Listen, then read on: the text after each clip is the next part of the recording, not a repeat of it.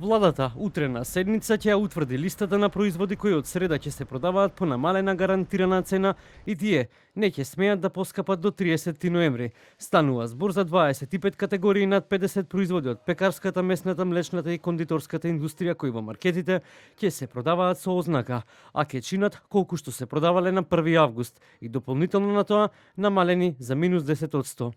Согласно законот за трговија ќе ја дополни одлуката во делот на вршење на трговијата и со одбележување на сите производи кои утре најверојатно во седница на владата ќе бидат наведени со намалување на цената, почнувајќи од цените на 1 август минус 10% од тие цени кои во тој момент биле изложени. Граѓаните на став дека со вакви економски мерки, тргни, застани, замрзни, одмрзни, се чувствуваат како да се ни на небо, ни на земја.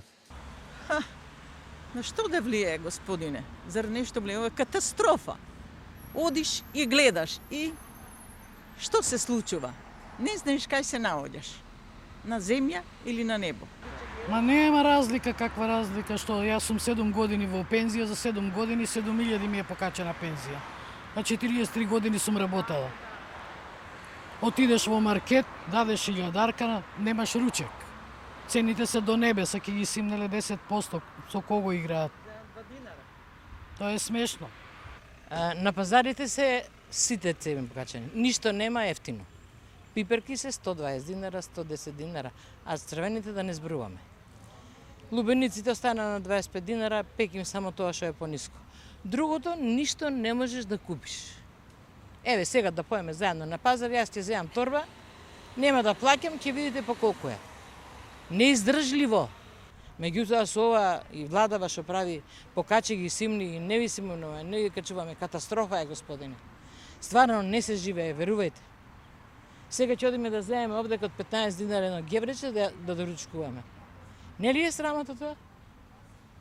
А 43 години работен стаж. За кого сме работеле? За оваа држава.